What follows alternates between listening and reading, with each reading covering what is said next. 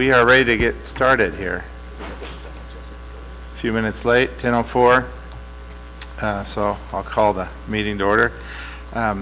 So new sheriff in town here. This is my first meeting as chair, and Jesse's got my extra seat on the left down there. So we're going to try this for the next month or two and see how it goes. So this happened 2 weeks ago at our last meeting, if you weren't there or didn't see that. We've been meeting every 2 weeks roughly and trying to get through the basic agenda items. Just kind of a quick reminder that we do everything by consensus, so we're not following Robert's rules or Sturgis rules of order or anything formal like that. We're just kind of trying to get to an agreement between us up here that makes sense and is acceptable by whoever's participating here from the audience and all of our advisors. So that's the process, and we're kind of right in the middle of a few things, including mapping and this discussion and the final recommendations on the cannabis ordinance in regards to, today's agenda is listed here. If we get to it, item 2 would be the manufacturing and processing of cannabis, and then item 3 is cultivation. Public comment is always kind of periodically available. If you really have a need to weigh in on the current topic or subject, just stand up and we'll recognize you. If not, we'll wait maybe somewhat more towards the end. So for now, let's pick up where we were 2 weeks ago and wrap up. I know there were a set of maps sent out to us that Jesse and I apparently didn't get, so I just saw them this morning. Chair Alexander, may I make a comment, please? Sure. We actually have a revised set of maps which are available through this system. Kurt Miller had pointed out, he had brought up the family connections at Washington and Northcrest, whether or not it was considered a youth facility. I asked Heather Snow, the Director of Health and Human Services, who would know what activities occur there, whether or not she felt it qualified, and she said it did not. However, at the southwest corner of Washington and Northcrest, which used to be the North Valley Bank, we learned that there's going to be the Uncharted Shores Academy, which would be a school going into that location. So we did amend the maps to show, even though that is located in the city, but we needed to show how it would affect the county properties. So the PDFs that were emailed to those of you who received it have now been superseded, at least in that one particular area, with the new map, which we can project here today. Okay, thanks, Heidi. So just to get oriented on the map, the yellow is parks and the red is schools at this point. Is it that simple? Yes. And the two-sized drawings it's not 500 and 1,000, or no? I believe it's 550 and 1,000. The 550 would be for the medical retail sales, and the 1,000 for the commercial. And these are actually, if you kind of see how they're sort of unusually shaped. Yep. It was actually measured from the boundary of the perimeter. Property, so this would be as close as we're going to get. Yeah. Yeah, exactly. Thank you. Yeah. Thanks for the upgrade, the update to all those map makers. So where are we going to start, guys? Let's see. Okay, so kind of where we left off, we can fill in Joel about what we talked about, some of our ideas we had last time, and where the legal pitfalls may come from our ideas.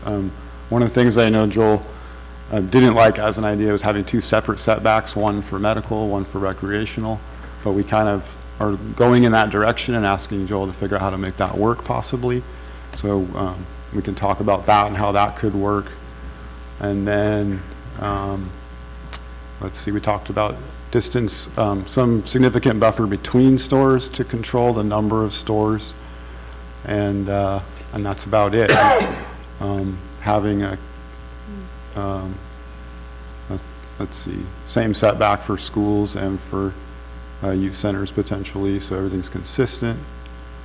No need for creation of corridors. And then another idea that we talked about potentially was sort of limiting everything in a radius sort of around the urban area of town, meaning not in the outlying areas south, east, and north, and how that might be accomplished if it requires districts that are no zones, or if we can draw like a circle boundary, or use road grids as a way to boundary that. And Joel can talk about how that works a little bit, maybe.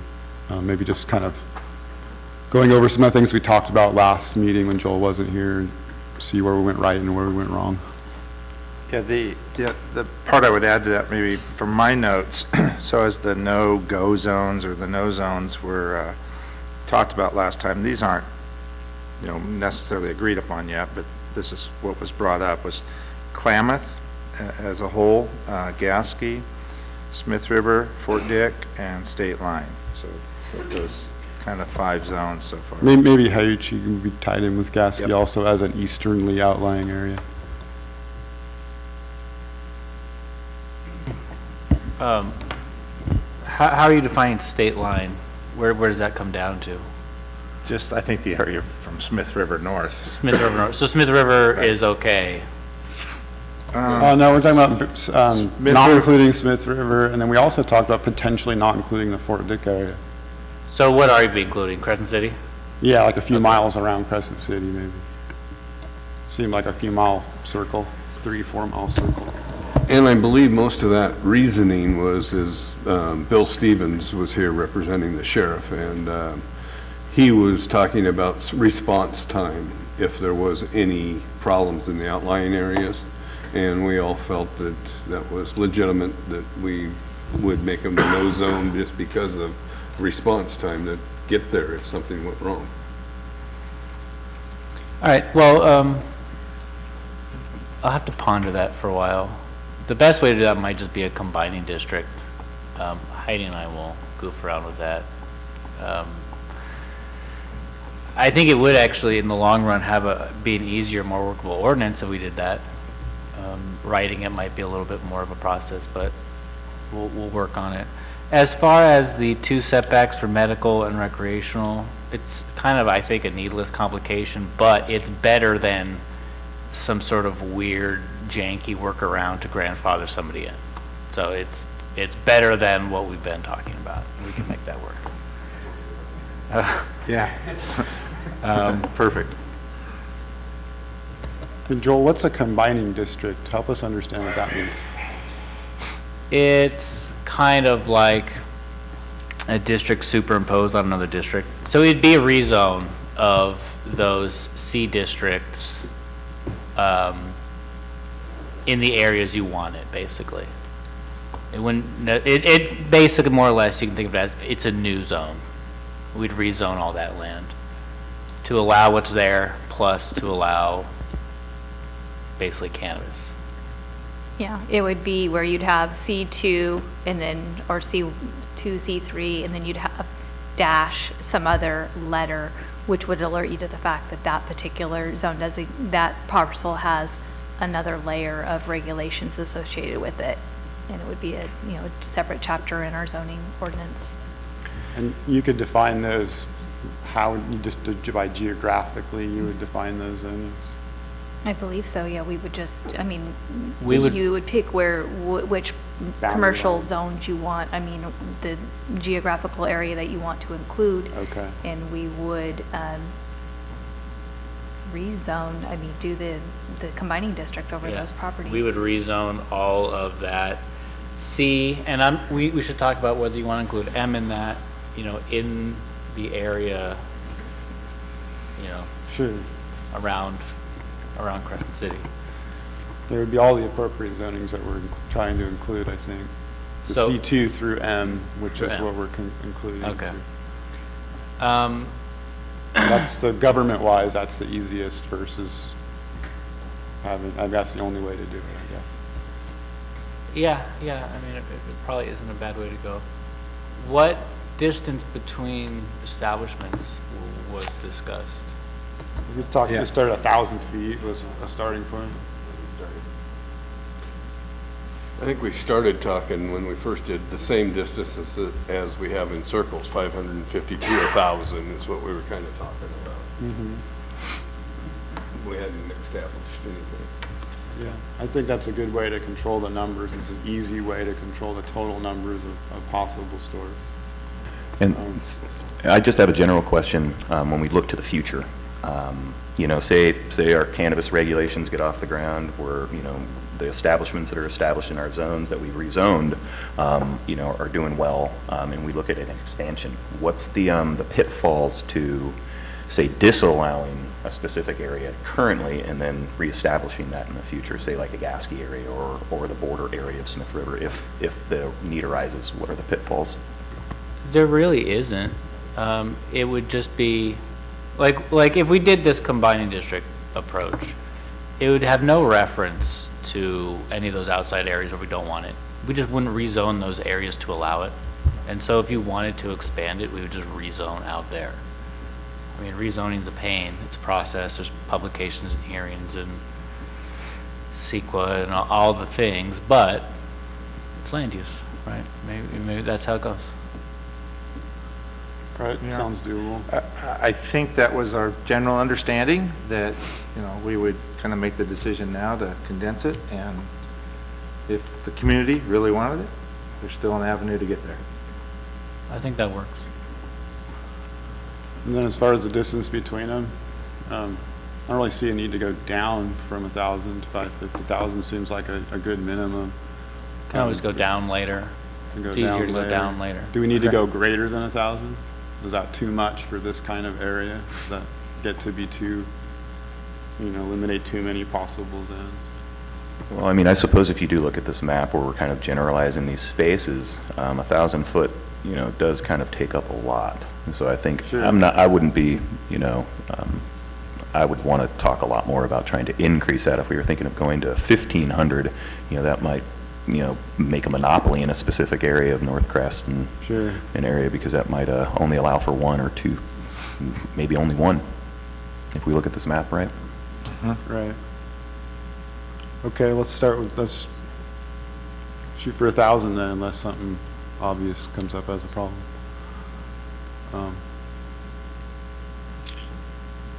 So I guess at this point, I might ask the public if there's any feedback or comments in regards to kind of the three things we just talked about, which are the size of these circles being 550 and 1,000 feet, and then the concept that within the OK zone, we would have retail outlets a minimum of 1,000 feet apart. Everybody okay with that generally as we move on?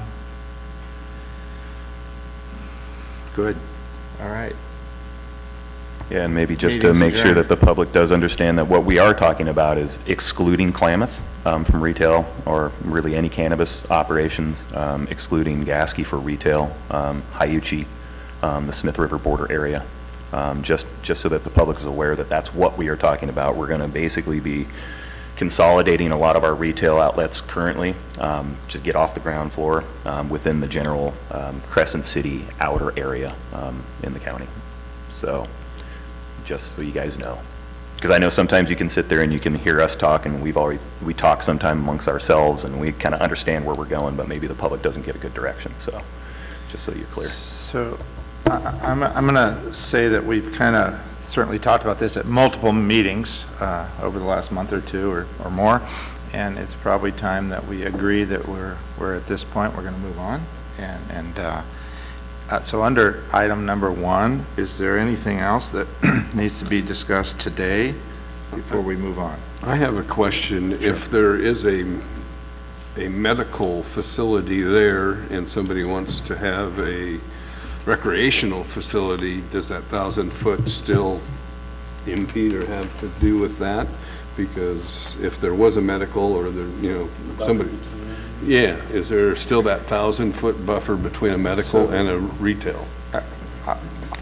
Jesse, I'm going to refer to this deal that we were looking at earlier, right? And in this summary of regulations and how the A and the M, which is the adult use and the medical use, are going to be regulated. Well, It can be in the the same license, place. you got to pick one as a licensee. You can have both A and M Right. in one facility, and then you don't have to pay for separate licenses now. That was one change there in the paper you have. So in regards to Bobby's question, is that answered in this, or is it not? I don't think that has anything to do with the Okay. space between two different stores. Because like, you could be bringing up a complication, like if you had two licenses, can you not have them in this, would our county code conflict with having two licenses in the same place? And Yeah. I think we could write it such that it's clearly two separate facilities.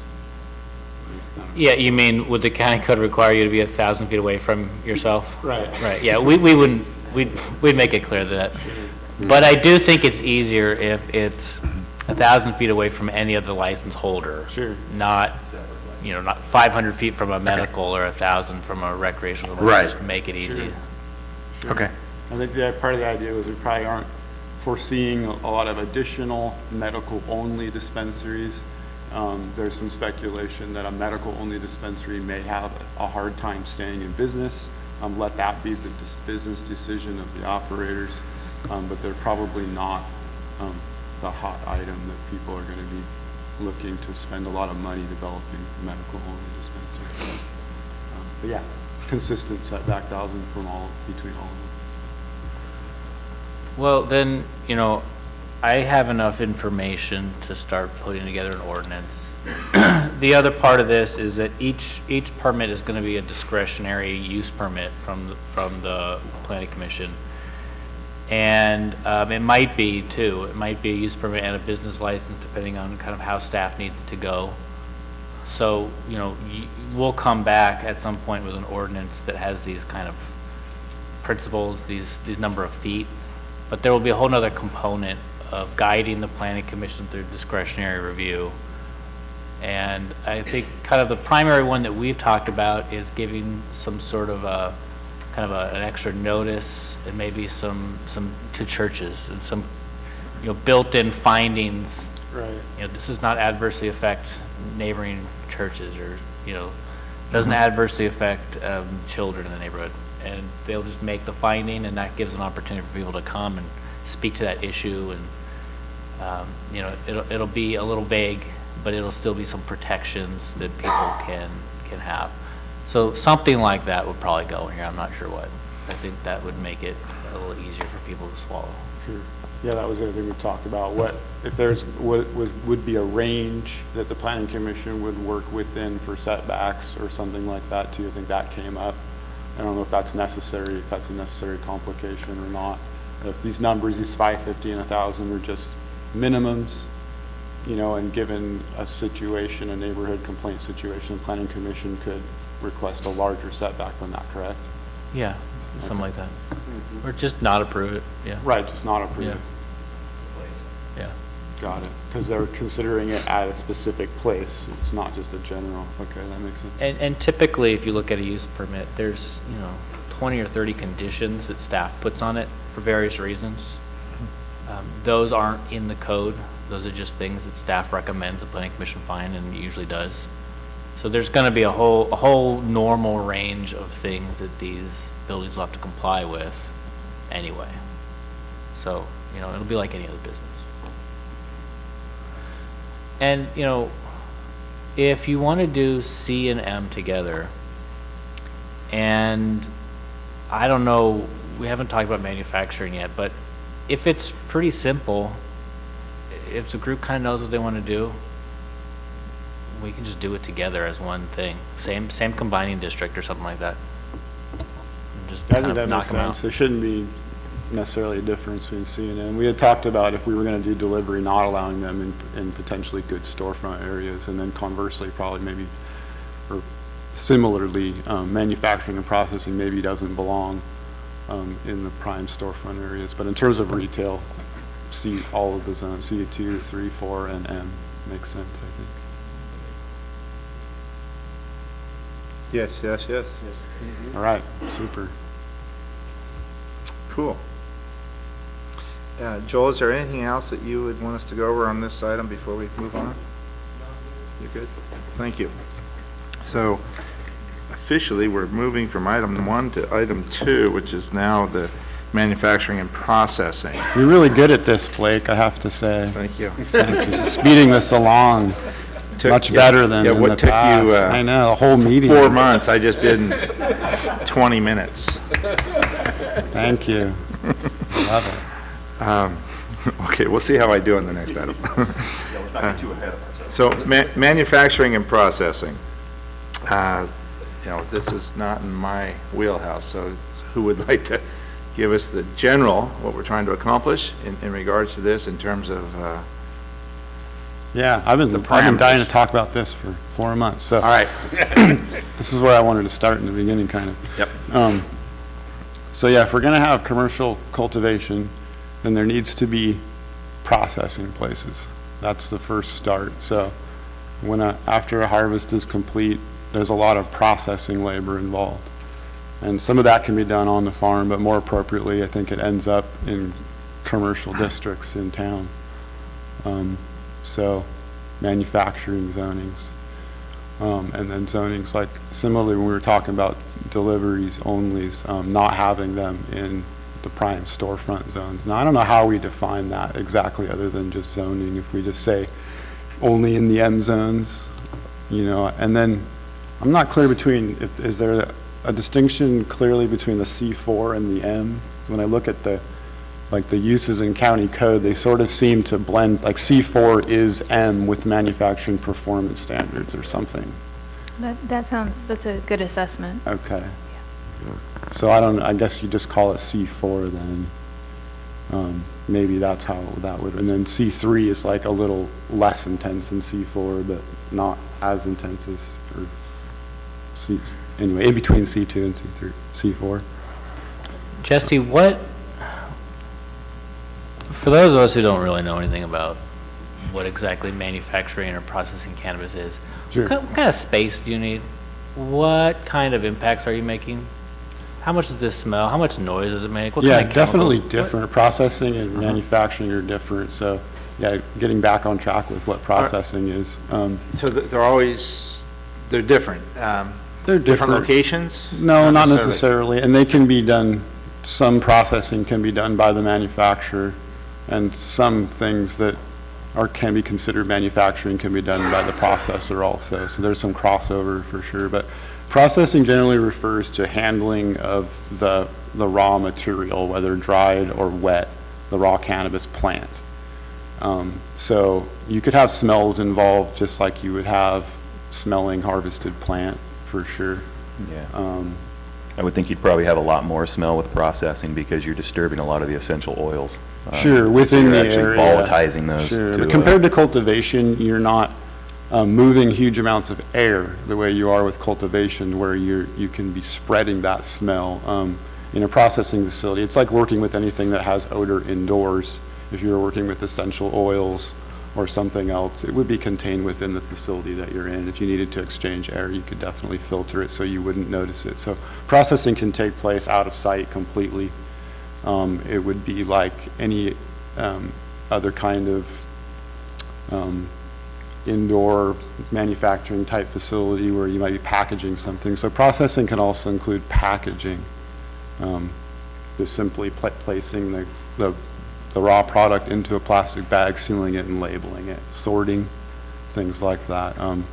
Hand trimming, machine trimming of the cannabis, removing leaves, separating the stems, these kinds of things. So it's handwork and some machine work. Relatively low impact, not a lot of OSHA things involved, not a lot of like worker safety stuff involved.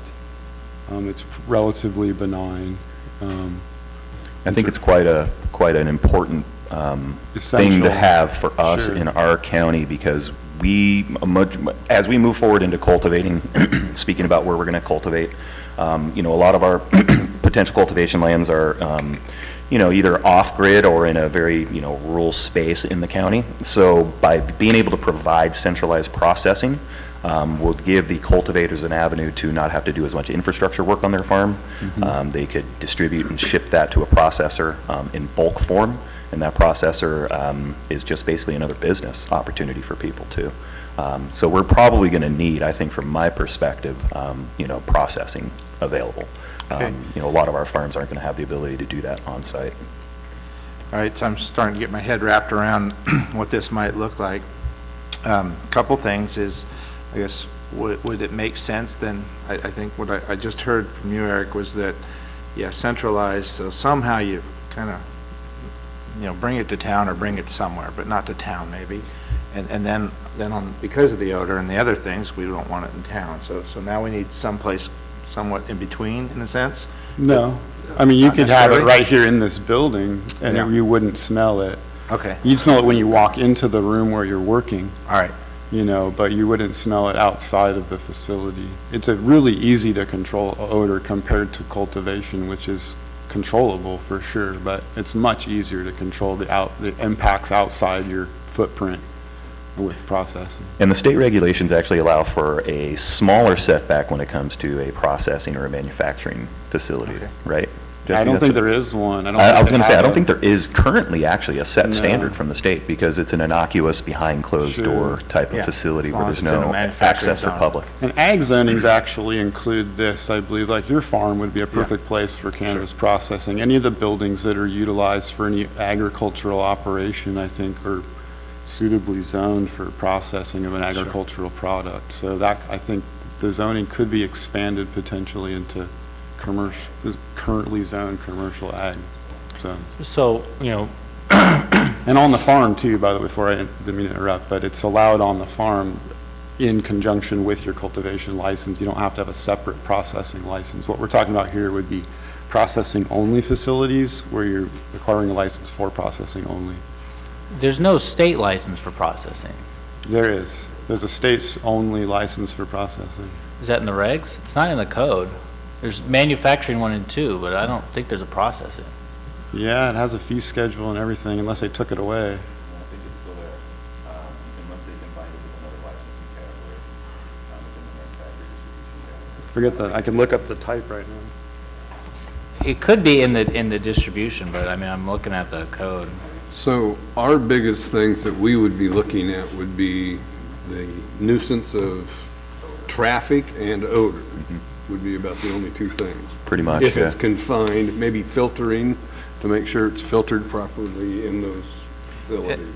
And then can y'all maybe just spend a few minutes and talk about the size and scope of what you think would be appropriate for our county? Yeah. With the concept that, I'm going to remind y'all where I was coming from, let's contain this thing, let's keep it local, let's not try to, build something so big that it encourages everybody to come here and try to do business. Yeah, I mean, does the county need 2 facilities, 10 facilities? I mean, truthfully, I think probably the number would be dependent on cultivation amounts, and the dependent upon the farms that would be capable of providing their own processing. It's not something that I think all farmers are going to want to do, because a lot of the farmers, and hopefully the type of farmers that we encourage to come here, are going to be the craft style farmers, ones that want to control their product as much as they can. Because truly the processing part of it, which would, entail some of the curing processes for the product, the trimming of it, it's the beautification of it. It's a very integral and important part of the process, just like making wine. When you're distilling through your wine, or you're doing whatever you do with your wine, and that end process is a very important process. But to get back to what Blake was asking, I think, we could probably be okay with 1 processor, maybe 2. The sizing would be dependent on building size, but I think a processor that I know of in another state operates in about a 3,000 square foot warehouse facility that they've broken up into multiple areas, and so they have separate rooms inside of the big open warehouse, and they can process 7,000-8,000 pounds of product in a year. And that's gross total weight, so that would be trim stuff that they bag up, they put a batch number to it, they weigh it, they send that trim material to a distributor who then sends it to a manufacturer, who then manufactures that to a concentrate or to an edible form. So, truly, I think we could probably get away with 1. You know, leaving the door open for the potential for an expansion into a secondary one if needed. But it's going to be cultivation dependent because we're not going to be shipping product from other counties to Del Norte to process. This would be something specific for mostly Del Norte grown product, I would think. It's just a plus, plus, plus. There's no Yeah. like downside. Not to really. it, really. It's not Yeah. like it, it doesn't bring any problems. It generates jobs and helps. Given that we're only going to potentially have one or two, can we just limit it then to the manufacturing and not talk about ag zones? I guess, yeah. I mean, I don't think having one or two is realistic at Really? all, though. I mean, even the idea of even having one that's large enough and organized enough with the human resources to handle multiple operations, like, that could take years to happen. You know, like, I want to set up my own processing facility, like self-processing, where I don't process anybody else's. I can't send my product to a processor, they'll ruin it. You know, so I have to do it myself. So I have to set up a facility off the farm and get a separate license and process my own product for quality control. And I imagine most small farms will be doing something like that, or maybe they'll set up a cooperative together where they can share kitchen space, so to speak, you know, sharing facilities. But I don't think relying on having one operation that we then contract all of our work to is not realistic. That could never happen. That may never happen. Well, and like you said, Eric, it's like the wineries all have their own distilleries. Absolutely, yeah. So, I mean, each grower may want their distillery or their processing. And it's a real problem the way it's great with the CDFA license includes processing with your cultivation license, which makes sense. You can do all your processing on the farm. But they don't yet have a provision for any satellite facilities. You can't set up an off-site facility in conjunction with your license. You have to get a whole new license, which starting from scratch.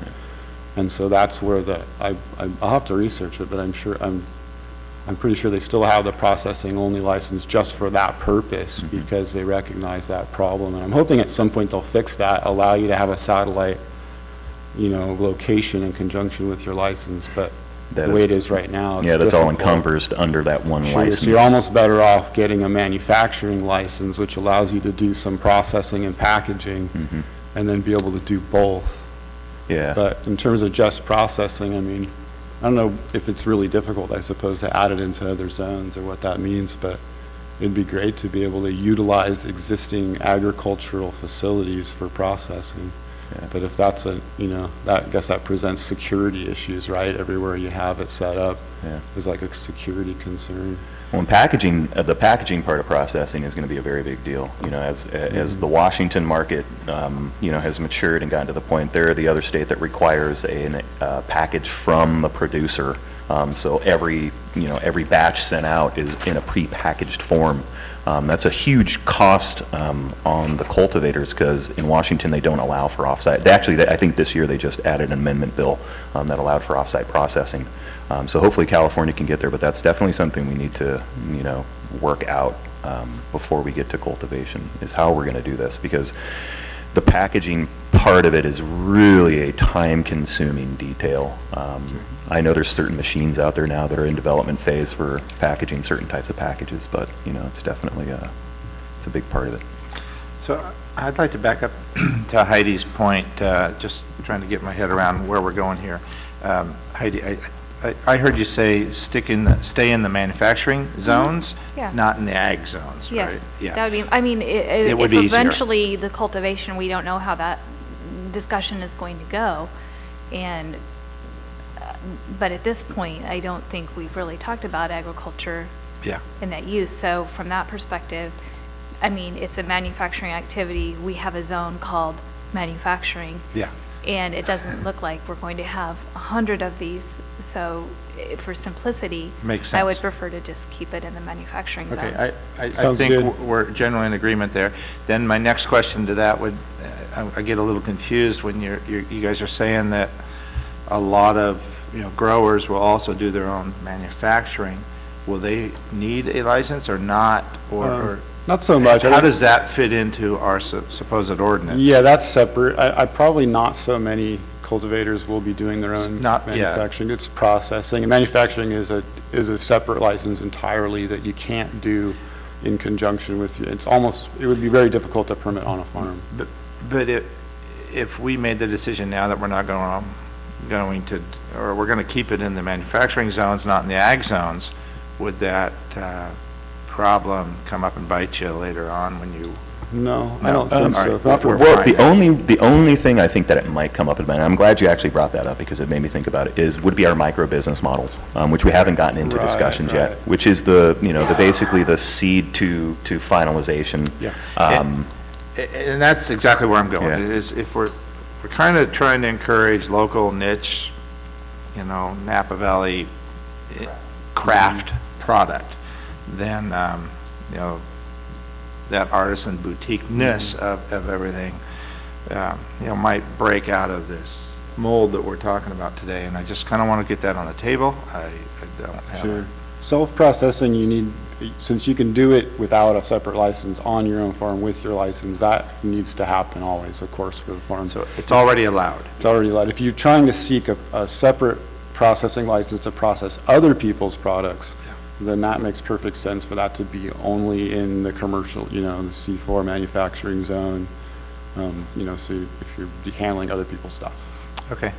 That actually makes a lot of sense. It's easy to Sure. justify. Like if you're setting your milk out to be Yeah, bottled. if you're going to bottle your neighbor's Sure. product, their It's got to be in a packages, facility. that's when you need a license and to be in manufacturing zone. Okay, we're good there. Cool, perfect. And then manufacturing, same kind of thing, I think, C4 and M zones only.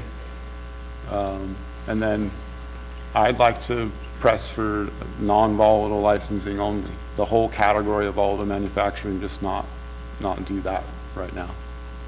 It adds a huge layer of complication. I kind of missed what you just said there. Sure. And again, I'm still trying to get my head wrapped around processing and manufacturing. And obviously, processing comes first. Usually, yeah. Yeah, and then manufacturing. But we were just talking about manufacturing. Did we skip processing or no? Not really. We were talking about processing in Yeah. a manufacturing zone. Yeah, I think what happens a lot is a lot of Yeah. people get confused between processing and manufacturing. So back up, so just in case any of the public has a misunderstanding. Basically, processing is the what's involved with, you take a live plant, you harvest the material off of the plant.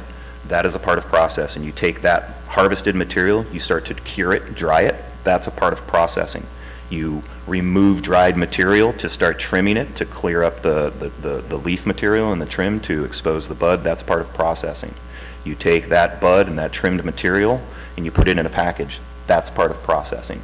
Manufacturing comes into play after. So you would take the trimmed off trim material, the leaf structured material, and then you would send that to a manufacturer who would do what we're talking about, which would be non-volatile manufacturing. So they would take that in a steam distillation, they would take that in a rosin press or a bubble washing machine, and they basically remove and strip all of the cannabinoid waxes from that material. So when you say non-volatile, that means they're not extracting? They are extracting. There's two types of processes of extracting Not cannabinoid chemical oil. extraction. We're basically talking, when we're talking about non-volatile, It's we're like talking about solvent-free. water-based. Solventless. Yep, solventless, so no BHOs, which would be butane gases or hexane gases, no propane, no CO2.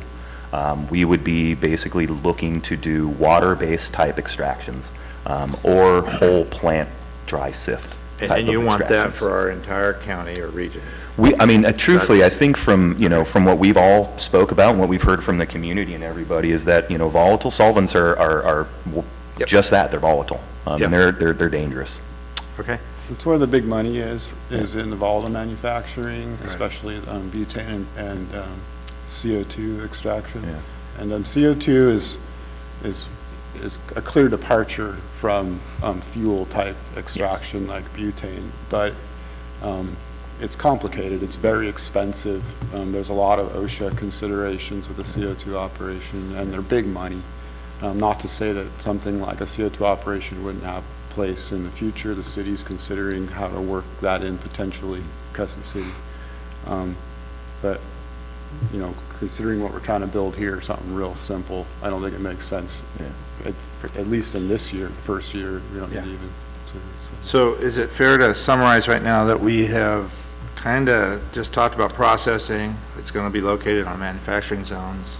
We're all in agreement on that generally. Now we're talking about the actual manufacturing, the next step, and what kind of parameters might we consider to put around that? Yeah, I think you could put size, because unlike processing, manufacturing, you can set up in a place and just go to business, like go to town as much product as you can get, as large as your facility is. You could set up a really big facility, and that's not necessarily a bad thing. So I don't know. You know, and when we're talking about manufacturing, also we're also, you know, if we were to allow manufacturing in the county, we would also be allowing that manufacturer to bring in distributed product from other places to extract. We wouldn't be, you know, beholding those entities, because we wouldn't have the opportunity or the right to prevent them from getting, say, you know, their trim material, their extractable material from San Diego. You know, so that is something to consider. We can't do anything about that, but that is, you know, something that, you know, a manufacturer is literally a very legitimate and innocuous business, especially from the non-volatiles. It's just jobs, especially if they're in a secure zone, licensed, you know, in kind of in these zones we're talking about. I don't really see the downside to it. Yeah, so Robert, next, but so right now I've got two things. Size would be one consideration, and then the other one is just the fact that we want it to be non-volatile extraction. Robert? As far as manufacturing, especially with the edible market, I would like to see us be as least restrictive as possible, because it's $500 million, you know, in this state, you know, a bare minimum, you know, and it's something with a shelf life on it, you know, so it's something where, you know, you have a year-round demand for this product, and I think it can create a year-round worker, you know, and so there's some of these big manufacturers, and I think we want those, you know, we want them to come in and give us a job if they can, if they find it reasonable. You know, we've got Bang Chocolate, Cali Gold, this Lunchbox Alchemy, and they make these really popular edible products, you know, that have to have an expiration date on them, and if they found it profitable to be here, I'd love to not have any restriction that would inhibit them, you know, just to provide a decent year-round job. You know, I've always worked at retail, you know, at Shop Smart and things like that, and you know, the more we can provide a decent year-round job, that's, you know, the tourist-based jobs are great, but, you know, it's a very, very short-lived job, you know. 3 months a year, it just doesn't make a viable workforce. And I really thought that this might be a good opportunity to kind of create that in this area, you know, still allow people that are local farmers and people who've been doing business to not be stepped on, but have something that maybe complements what they're doing, you know. One thing though, is still a potential, even in the changing market with cannabis, is that manufacturing is probably one that has the potential to disrupt property values. In places where, especially in the beginning, the first municipalities that licensed it, the commercial property values went through the roof and completely displaced the existing business. And that's the huge problem in Humboldt. That's the problem in places in Arcata where I used to rent shop space, where it went from 50 cents a foot to $4 a foot. And leases getting canceled all over the place for the existing businesses. Now, some of that slowed down because the speculative rush hasn't panned out. You know, so but still, it's way more valuable than traditionally zoned space. So having it be totally unlimited, it's sort of like cultivation. Having it totally unlimited puts at risk smaller operators, and I think in a community like this, it puts the whole community at risk. You know, healthy increases in property values, of course, are healthy and good, but not when they're speculative in a short-term bubble, and that's what wrecks communities, I think, especially if you end up displacing businesses that then cannot come back. So in the Yeah. interest of complicating things, it may be appropriate to put a size restriction, maybe not in the number, because we want to see the largest, my whole view, going back to what I was thinking as a vision, is the largest number of individuals being able to participate in the market. So a large number of small businesses, so not restricting the number, but perhaps restricting the size of an individual facility. I don't know, if that makes sense business-wise? What does size restriction look like? How do you? Size of the building. Yeah. Yeah, I mean, basically, you're restricted and limited when you're manufacturing. You're limited in space, which would be machinery. You know, if you could have people. 7 milking machines in a barn, you could do that much more And milk. people, how many employees your facility can accommodate. That's if you don't have a large enough building, then you can't, have a bunch of people working there. So. Yeah, and what we are talking about with the non-volatile, it's much more hands-on. It's much more craft again, so it takes a lot more time. The traditional volatile manufacturing way, you just basically have these big cylinders and you pack it with as much material as you can fit in there, sometimes 15 to 20 pounds. And you put a cap on it and you turn the machine on and it pressurizes the system. It's don't need pretty much simple for space. one person to do that, and I think that's truly why volatile manufacturing exploded in growth for revenue. It's Right. because they were capable of investing in 7 machines in a building and have 3 people run those 7 machines and be able to extract 200 pounds a day. In like 1,000 square feet, you In can 1,000 probably square gross a couple $1 million a Yeah. year. Gotcha. Okay. So I don't know how much size would restrict Yeah, manufacturing. maybe with non-volatile, maybe it doesn't matter. Yeah, maybe it because doesn't. I'm just thinking of I don't know. Yeah. what I mean, would be because the- yeah, it non-volatile wouldn't matter. almost regulates itself in production because right. you're literally limited to how much you can do in a day. Because it's time consuming and it's all visual, it's handwork, it's eye work, you're not letting the machine do a lot of the stuff. So. Right. But we could limit size. I mean, there's a non-volatile extractor in Eureka, Yeah. and they're one of the premier big is their non-volatiles. facility? Have I you think been they're there? 2,500 square feet. That's it? Maybe Okay. 3,500. I mean, I've never been inside of their warehousing area because again, we also have to consider that just the manufacturing space, say the actual shop area where the workers are doing extraction is one space, but the manufacturer also has to have enough product on site in storage area to keep up with production. So we got to consider, the extra storage areas, the distribution areas, the compliance spaces, those all have to be separated. Sure. So, we might be looking at warehouse size again, processing size. No, where you're we're right. doing- It's the volatile manufacturing that's driven the real estate problem. Absolutely. For sure. So it only, I guess, if somebody saw it happening in the future, but if it seemed like we telegraphed it pretty clearly that it wasn't something that was going to be happening anytime soon, but who knows? So I think we could limit building size, but again, I don't know if that would necessarily limit the production, or would it be necessary with Yeah, it may just be non-volatile? like extra. What do you think, Joel? Does that just complicate the ordinance? Yeah, I hate it. I mean, correct me if I'm wrong, but what I'm hearing you guys saying is if we allow non-volatile manufacturing on manufacturing zone land, aren't we done? Yes. Yeah. C4. Right? Right. I don't know about C4. Wasn't that? Well, let me just give you the counter to that concept without a size deal, right? I've seen plenty of intense, labor efficient, I'm just thinking of a chicken slaughterhouse where I walked in and saw the, 700 employees, and the chicken's coming on the rail and everybody's doing a piece of the puzzle, right? Just, they're trimming it. And when it's done, but it's 700 people, right? Yeah, In this intensely labor deal, they've all got knives and product, right? So that's the crazy extreme of a non-limited in size deal, right? So I think some sort of parameter, some sort of scope on this project makes sense. However, I see your point too, right?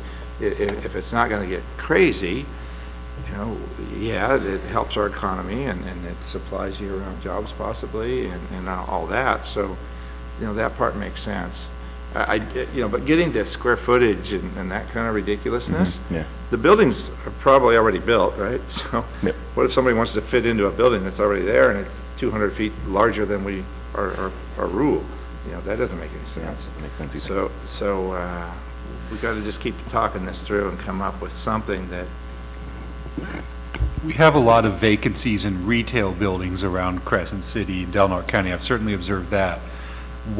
Can anyone speak to the rate of vacancies in facilities that would be more appropriate for manufacturing? I don't think there's hardly any. Yeah. They I have to be mean- built, buildings probably. Yeah, well, truly, I think the Crescent Cities with most of its warehousing, manufacturing buildings aren't up to code for manufacturing anyway, so I think truly any of the buildings that anybody Sure. comes in here for, even non-volatile Most of has, the, you yeah, the know, older buildings I've looked at, like Yeah. the metal buildings and such, and Yeah.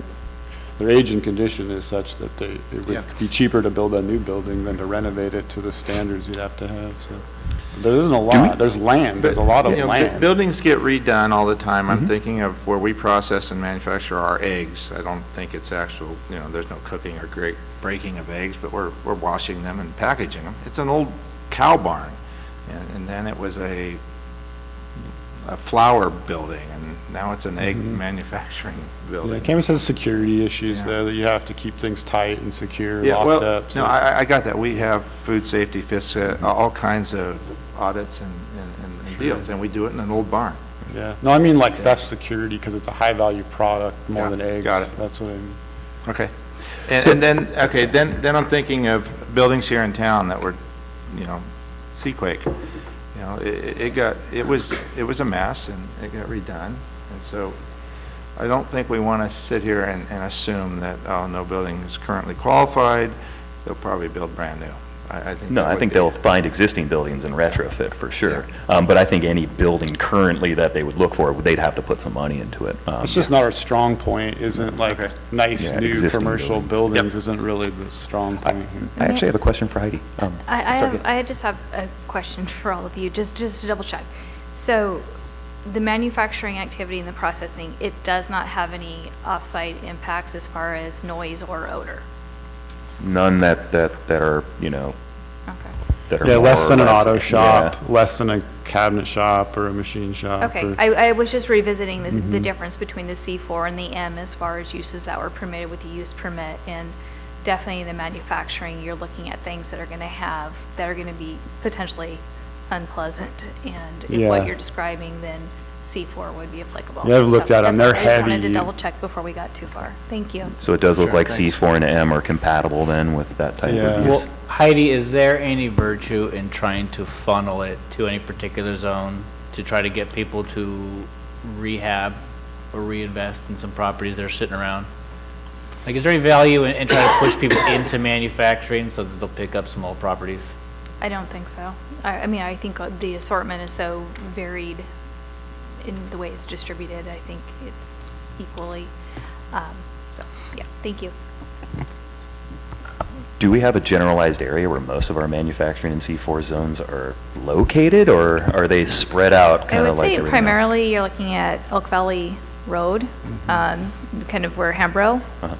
that area, Standard Veneer Road, and that's in the coastal zone. So I know we had the discussion about only using existing structures if, I don't know if a little bit on that Parkway. conversation.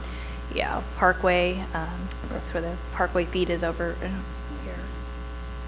And then where's Elk Valley? That's the bulk of it. Heidi, how much of that right there is in the coastal zone? All of it, Okay. all of it, yeah.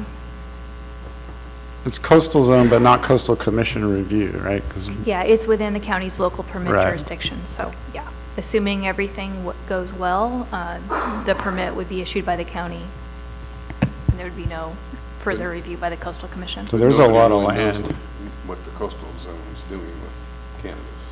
Well, this is not coastal commission, that's the clarity, like there's county coastal zone, and then there's coastal zone that is under the jurisdiction of the coastal commission.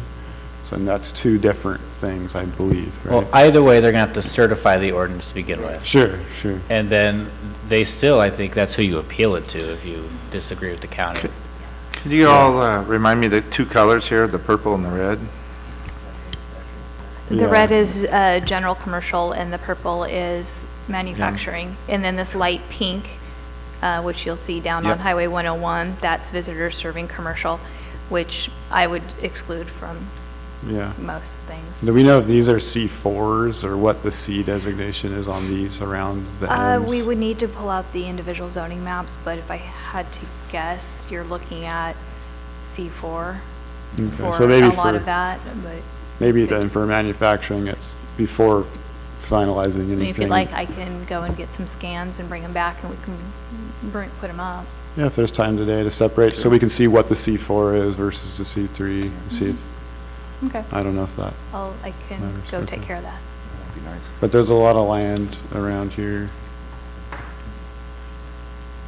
We have a lot right here where I'd like to do processing, Okay. right across from the mill. It's perfect. It is perfect.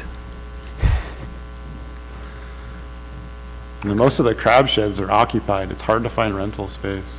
The mill's got a building for rent, but I heard it's too much. That's why it's been for rent for too long. Yeah, there was an old building there too. There used to be a collective right around the corner across the street from the Oh, handrail. farther, yeah, down here. A little body shop. Across and- from the radio station. Uh-huh. So there's some buildings. I think I caught bugs walking in there once. All right. Should we talk a little about Telling you, this is cultivation? bad. You guys want to talk about number 3 a little bit? Sure. Cultivation, Yeah. finally. We don't have any maps for that. but- So, yeah, okay, start on cultivation. Okay. So cultivation, that's Give us growing and parameters. raising of cannabis plants. I'd like to see it start off down at the smallest tiers. So talking about size, I think that's the most important thing, is the size of the farm. And that's defined by the size of the permit you apply to the state. Yep. And that's defined by the square footage of your canopy. So the first tier is 2,500 square feet. Or it can also be interpreted as 25 individual plants grown on non-contiguous plots. And this is, just to be clear, this is commercial cultivation. Commercial right? cultivation. Way different than where we all started. Yes. And so I'd like to see, at least for the first year, kind of starting something really small, like down in this first tier. The second tier is double that, 5,000 square feet. Okay. And then I think it's 10,000 square feet, right, Eric? Is the end of the small, or that's the medium? That's Can't remember. medium. Okay. Yeah, then there's the large tier, which is 25,000. Yeah, half acre. So the micro business is 10,000. Yeah, maximum of 10,000 square feet. There are other caveats to a micro business. Is a micro business going to be viable with less than 10,000 square feet? You can be able to achieve profitability. You know, that's a really good question, Joel. I mean, you know, there are market parameters that make me think sometimes that 2,500 square foot is not, you know, revenue viable for a farm. As we're seeing prices drop with production going up, you know, you're limited at 2,500 square foot to a specific amount of harvestable material. I think as a micro business, though, to get to your question, I truly believe that under 10,000 square foot, a micro business could be viable. Because a micro business is truly building off of its brand of craft. It's not necessarily trying to outwardly brand product to other areas. It's basically taking a spot and saying, you know, this is where we do our thing. This is what we do. Come to our space and see what we do. So I do think that actually micro business could be viable at 5,000 square foot. Another farm that doesn't have the capabilities to do, say, on-site retail or on-site manufacturing or tourism-based stuff to increase revenue might not be viable. That's kind of where the market of California is kind of taking it, is, you know, a 5,000 square foot. If you take the average yield that, you know, say the most superior grower can get on say a square foot, you're looking at about 30 grams per square foot of top shelf quality cannabis. So if you multiply that by 2,500 square feet, you can get your total yield amount. And if you put a price tag on that pound price, you're actually dropping that considerably. So I truly don't know. I mean, this is something all markets are just going to have to figure out. We're going to have to figure out are our farms capable, or any farm in California capable of producing, a good margin at 5,000 square foot of cultivation? We don't know that yet. Like, everybody will run their business differently. Totally. It'll all depend, like if you try to compare it to, say, a small breweries, I think that's a fair comparison. You have, extremely small breweries that it just happens to fit their model, where you have the brewer is also pouring you your beer. Exactly. Okay, so that's a completely different model than one where you have 10 employees, then you got to have, maybe a 10-barrel system in order to even break even. Yeah. So it depends on your model. You could have a micro business that just supplies your own product, and maybe cultivation is not even a big part of your operation. Maybe most of what you're doing is manufacturing and then providing an environment. If you're going to have on-site consumption, say, at a micro business. And then maybe you only have a 500 square foot indoor operation that supplies some specific specialty product, and that's your business. Yep.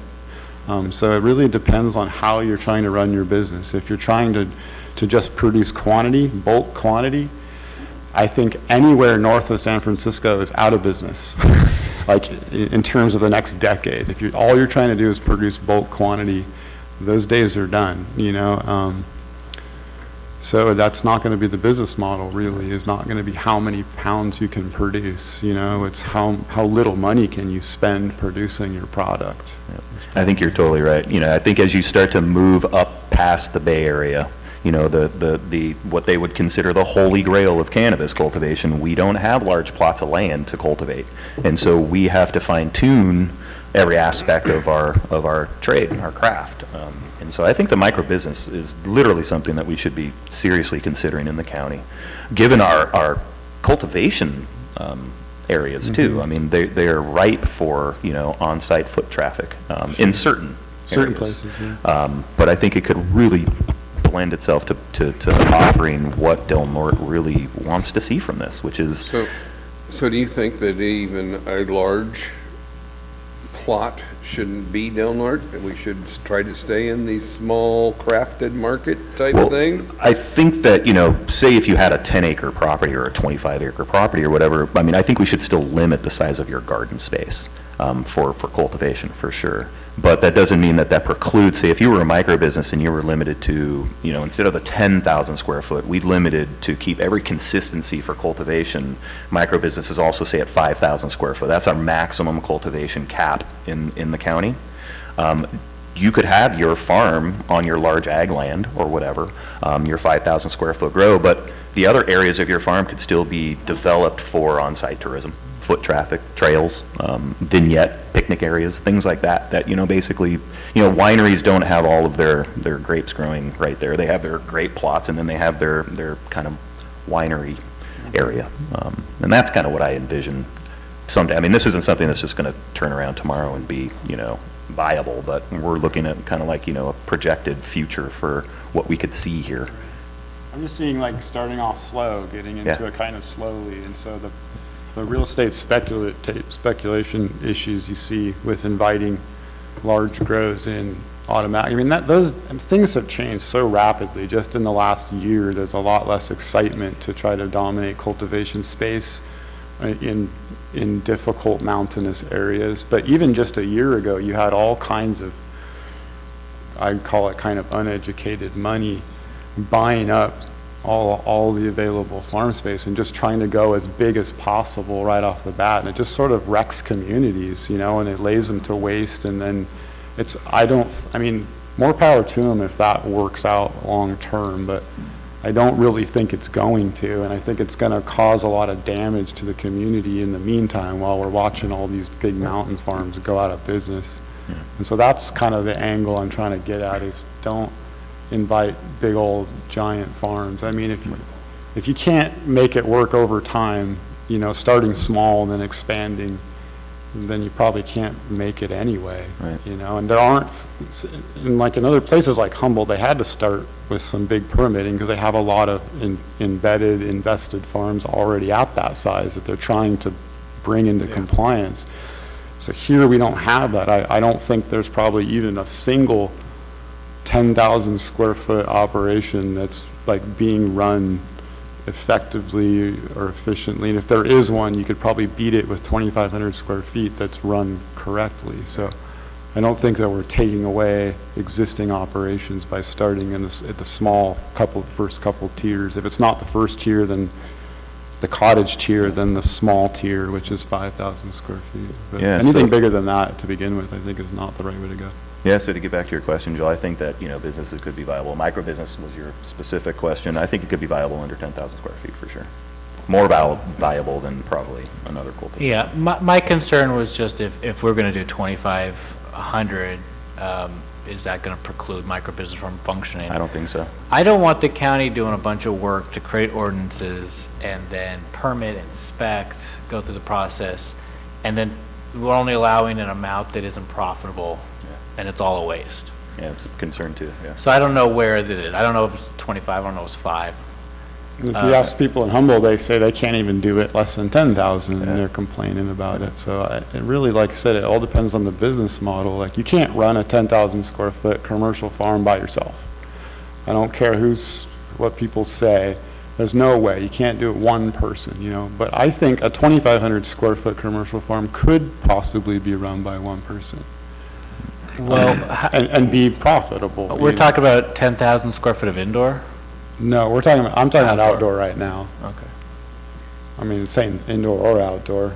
Yeah, I mean, as we start to get into indoor That's far more conversations, intensive, too. far more labor. Yeah, I mean, we've historically, I think we've just kind of split that in half with our consensus talk so far with, outdoor cultivation. When we were talking about personal gardens, Right. we kind of split the indoor capability in half so that, because of the intensity of an environment.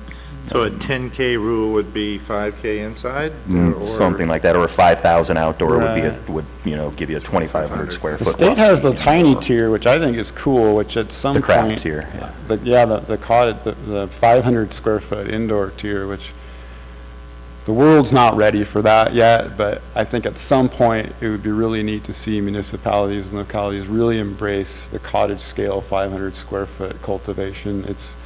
The culture isn't ready to accept that and how it could work into people's lives, but that scale is perfect for cottage cultivation. You're thinking that would probably have to go on residential property? Is that you're thinking they're not ready for? Definitely people are not ready for that, yeah, but all of the places where home cottage enterprises and home-based businesses, home occupations, home enterprises, different levels of intensities, cannabis cultivation fits exactly into there, but societally there's a lot more steps to go, I think, before all the issues are addressed with that. But those are the kinds of things that's the direction that makes small craft cannabis viable in the future. And was the thinking at the state level. They didn't include that 500 square foot tier so you can go and rent a commercial space and grow 500 square feet. It was so you can do it on your rural residential 5-acre property where you have a nice building and you could potentially run other kinds of businesses there, and you could make it work. But it's, that might work maybe in Santa Barbara or in some places where it's more, I don't know. I'm getting off topic here. So. Yeah. So we want to summarize here a little bit or keep going and get back to Heidi's new map. We got Yeah, let's Yeah, go what back do to we the got map real here? quick and finish up what we were talking with Heidi and double back. Who's going to control the mouse? the controller.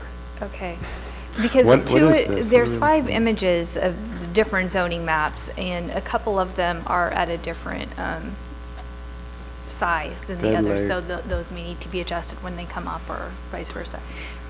Oh, so we're looking at the Which- commercial zoning? Yeah, which area did you want to look at first? I guess Elk Valley or Okay, whatever. continue scrolling then, please. I'm gonna do it like It this. must be it's probably the very last one. It is. There you go. Okay, so you can see, hopefully, you point out maybe Elk Valley Road. C4M, okay, here's Elk Valley Road, here's the mill, kind of. Okay. And then, so it's, what is this? That is also Zone M. Okay. Up to that I see. access road. Then So it's all it's C4 basically, except for this section of Yeah. C2 here, which wouldn't be There's I think, a mobile included. home park there. Yeah, a there's small one. houses all in Yeah. here, and then Robert's place is like right here or something. Okay, that makes sense. It's all C4, and that kind of seems appropriate for C4 to be included in the processing and manufacturing, or? I would Or think, not. I would think that we should. I mean, if there's not too big of a discrepancy between M and C4, I mean, that just kind of gives a little bit more, viable options for I think, businesses. and the fact that we're going to have the use permit requirement, I mean, it's going to add another layer of protection Sure. to make sure that it really suits the area. What other C4 area? I mean, it seems like it works in this spot, but is there other Right. places where C4 is maybe a little closer to the sensitive things? Cool, up. Yeah.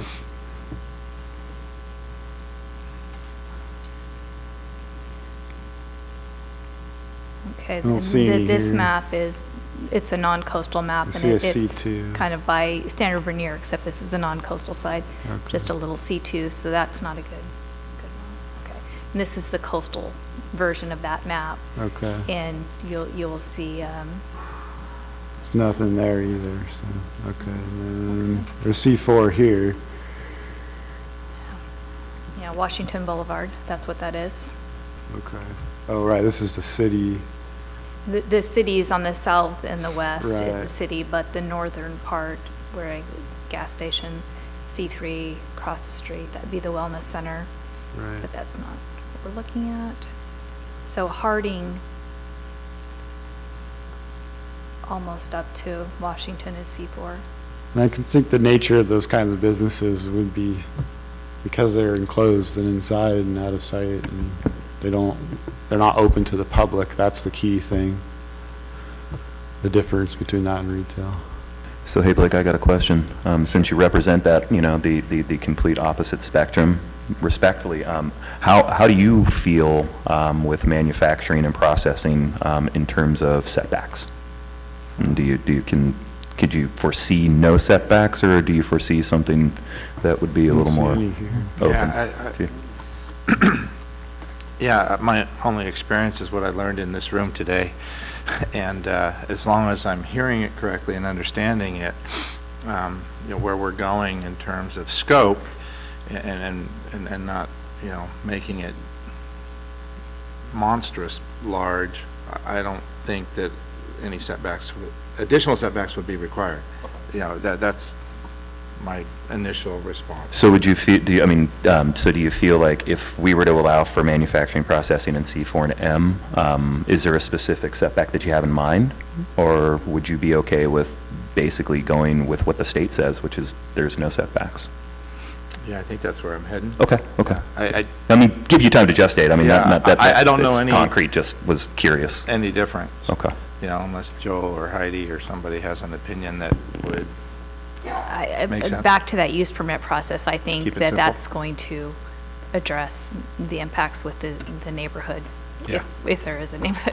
Yeah. that's With there. volatile Yeah. manufacturing, there's a lot of fighting about setbacks, especially from residential zones. Yep. And then anywhere so that's where the big fights come from, I think. Yeah, But I I think get if what we're talking about with non-volatiles, doesn't present any physical dangers to neighbors. Mhm.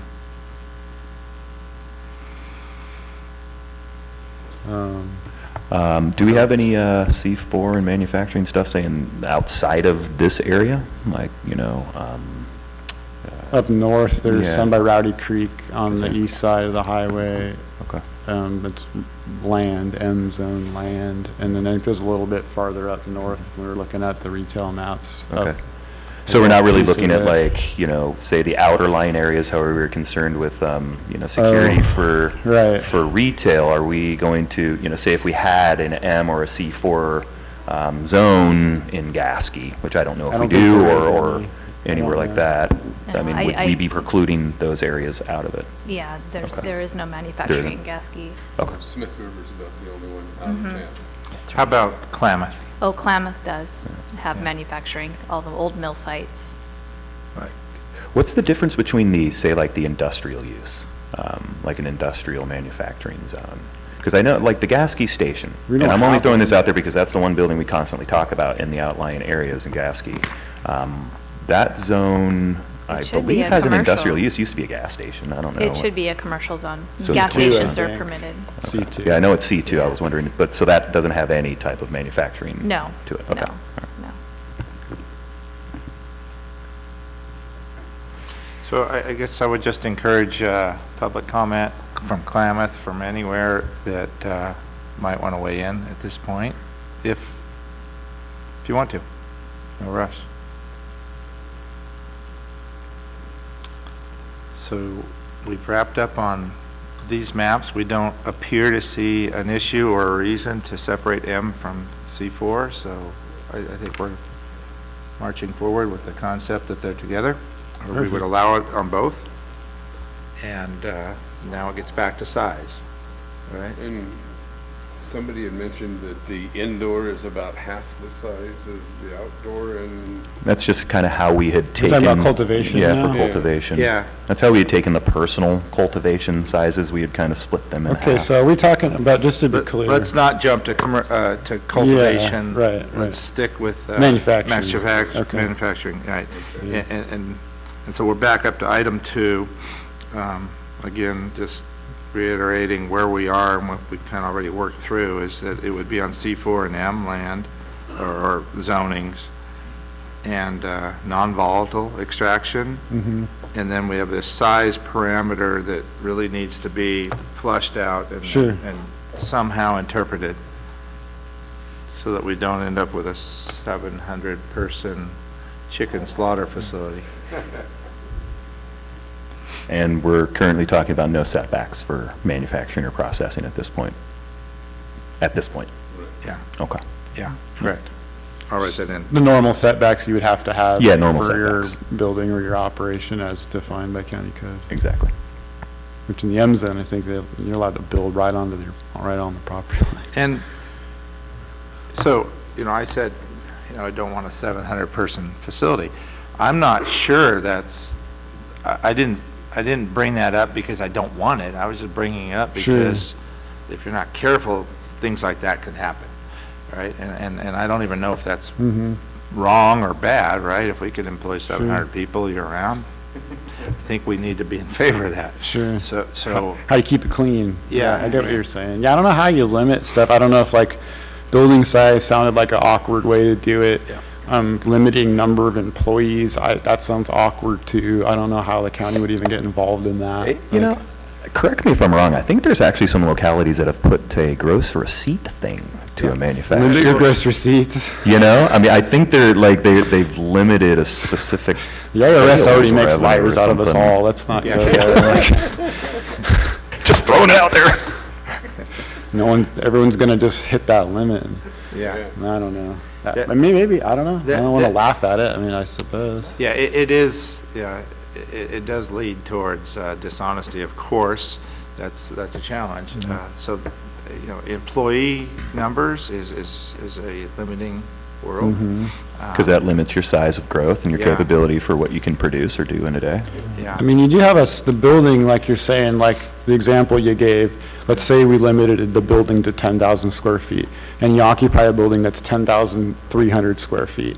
I think in your plan that you're submitting to the, to the state, your facility can be defined within that space wherever, and you create an immovable barrier, and then so you fit in your space. So the manufacturing plan you submit under your state license could have some kind of space limitation to it. We could just make it large enough that we think that we wouldn't bump up against it.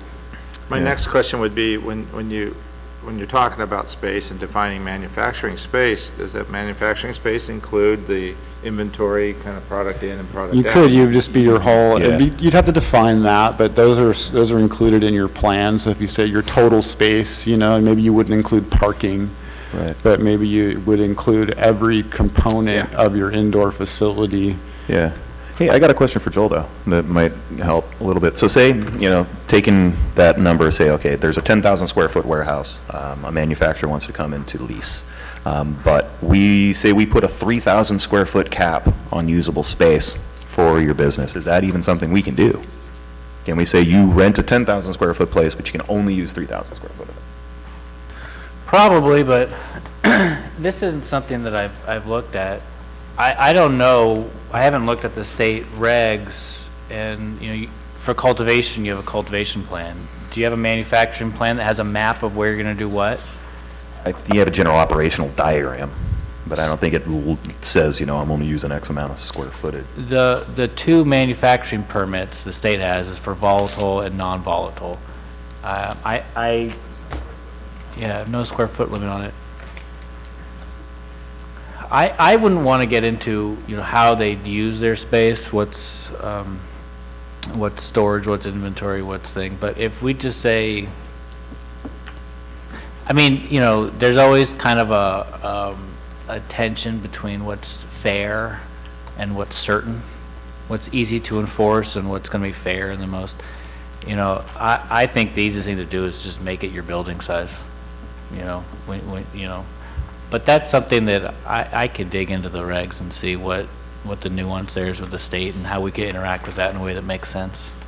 There's a whole section here on facility construction and design and the layout of everything, so it defines like what the separate parts are, and I imagine you have to have a drawing of it that shows the spacing that the space that you use.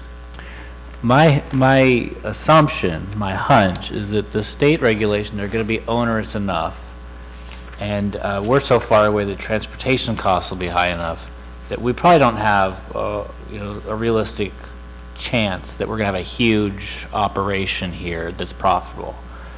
But you know, making a simple 10,000 square foot cap on your building or 15,000 or whatever, I think is fairly easy to do.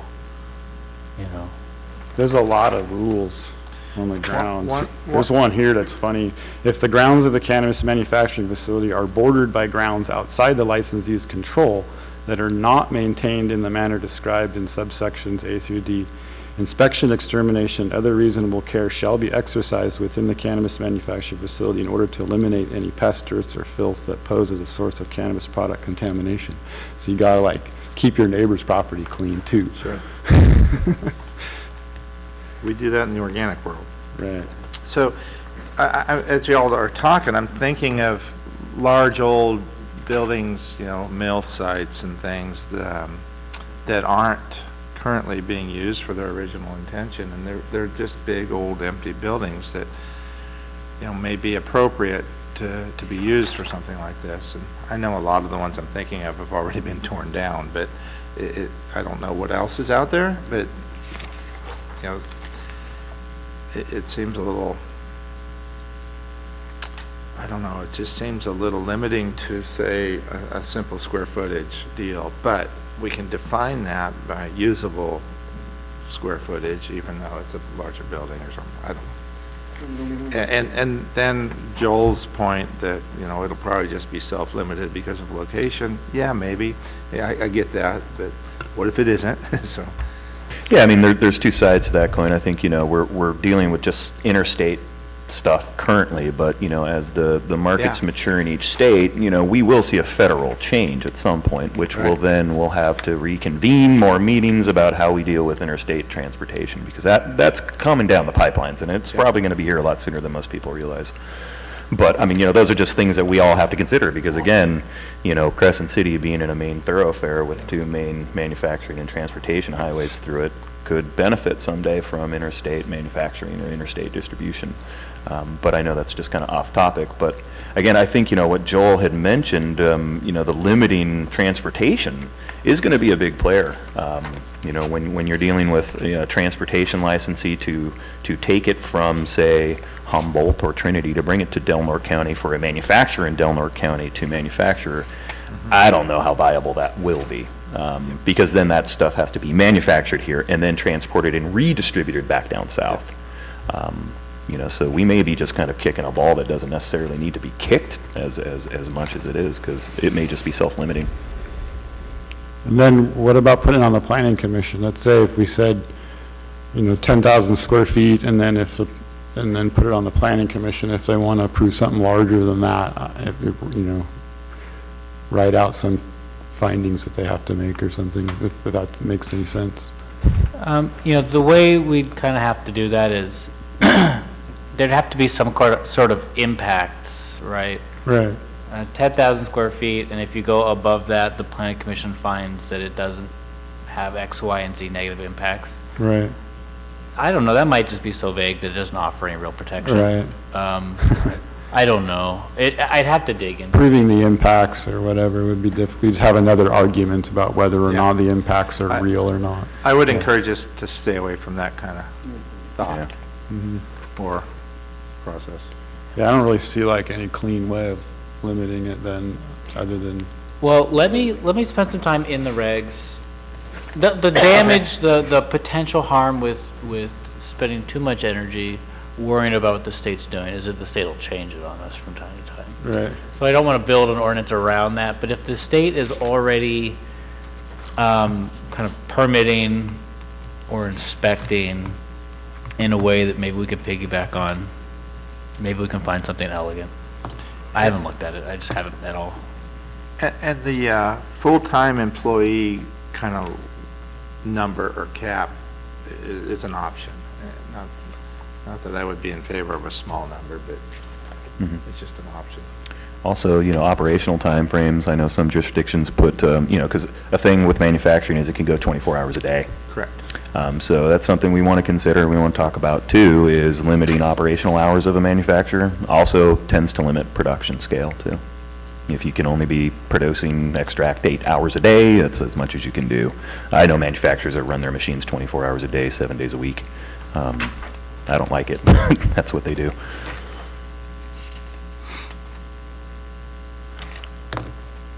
Okay.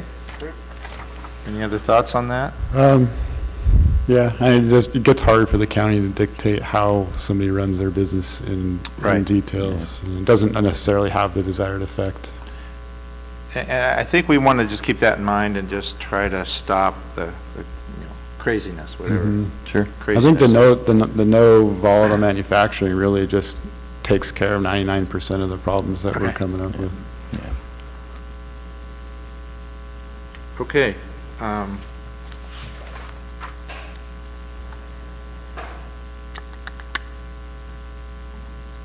Just in summary, no volatile extraction, normal setbacks, C4 and M, zoning, and then size parameters are I have 3 things written down. There's 10,000 square foot building, potential employee number, and a potential hours of use. That's yet to be determined. We'll just sit on that. You know, we also want Kurt, this chair, to weigh in next time. So it's 11:32. Any comments now from the public? Yes, come on up.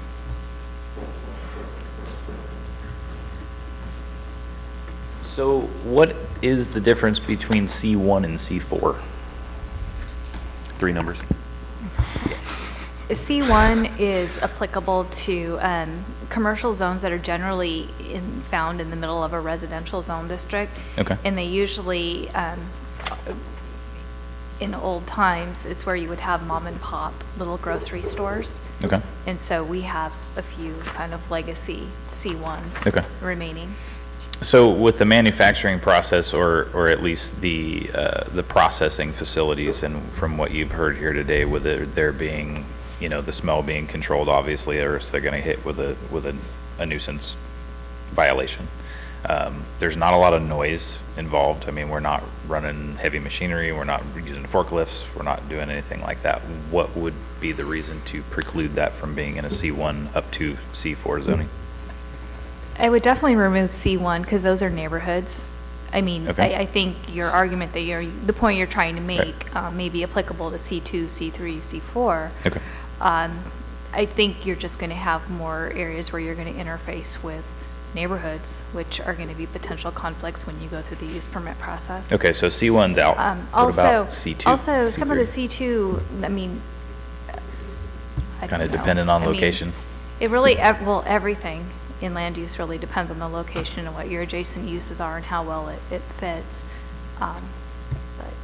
But, I think we'd also Are talked a you little at- bit as a group with the C2, the conflicting of the retail opportunities because of our limitations with the spacings of our commercial. Yeah, we don't have a lot of commercial Exactly. space. And so what we actually didn't wanna do don't have was- a lot of commercial land either. Right. Yeah, It's and what, so I very, think very what we were limited. trying to do was come up to a way where we could not have manufacturers take over really viable retail Retail operations spaces. first, because that's truly where, Right. where we started was from the retail standpoint. And manufacturing just naturally seems to fit in C4 and M better than they do in C2. If we had manufacturing in C2, we could see a, probably a huge price increase and probably a rush for a lot of different properties there. Yeah, It's see, just my opinion, I hear you guys saying that a lot, and we're not like most other counties when it comes to real estate. We have a lot of vacant buildings, and he made a really good point. We have a lot of spaces that are available that may fit into that C2, C3 section. And, the manufacturing and processing part of it is a fairly innocuous building. I mean, they're not gonna have signage, they're not gonna have the public coming in and out of it. It's gonna be a big blank gray building that you're not gonna hear a peep out of. It's literally, think of it like a tobacco curing shed. Sure. Yeah, the C2s and That's it. C3s that aren't necessarily prime retail storefront places would be perfect for Right. small, non-volatile manufacturing. It's just, I don't know how you differentiate those. Picking out the C2s and the C3s that should be reserved for retail storefront stuff. Right. I don't know how you do that. Heidi, how do you do that? Well, you got setbacks I for don't think retail, you- I don't and think you you don't for can. manufacturing, so. I think Yeah, I it's guess just so. letting the market play out and Yeah, I mean, that kind of, Josh, that does kind of make sense a little bit if you kind of step back for a moment and you think we have a lot of C2 and C3 stuff that doesn't necessarily fit within the retail space. Could they fit within manufacturing and processing? I mean, maybe we should gestate with that for a little bit. It's a Yeah. good point. I would 'cause- just hate to see you guys kind of shoehorn yourself into M and C4, because Yeah. it's very, very limited. You're gonna have a row Sure. of manufacturing and what I processing mean. right There's there on not- Elk Valley Road. there's not very Right, many. Robert, because it's right down the street, but, there's other places that might fit into that where they don't necessarily fit into the retail because of the setbacks. Right. I mean, Such existing buildings and spaces for people, the idea of this small scale thing is to allow people who don't have a lot of capital to be able to get into a space. And you're not going to be building brand new buildings. Right. You got to get into a place that's got some cheap rent, Right. so absolutely. And in the manufacturing, we don't have a lot of suitable spaces that are affordable, that are ready to go.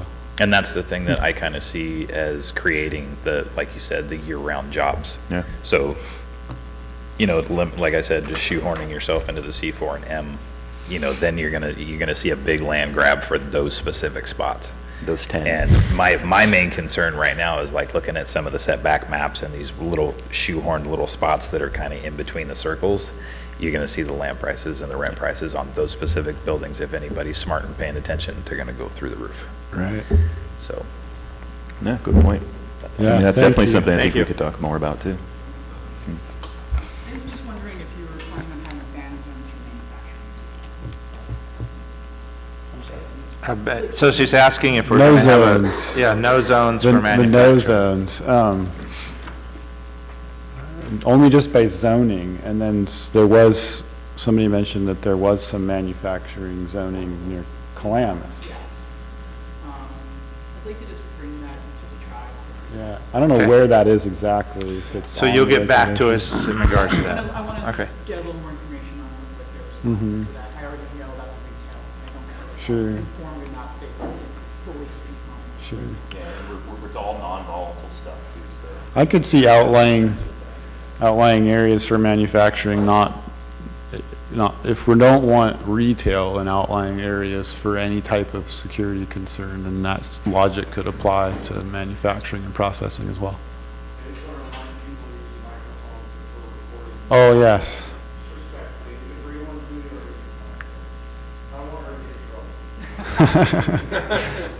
Yeah, repeat all of that again.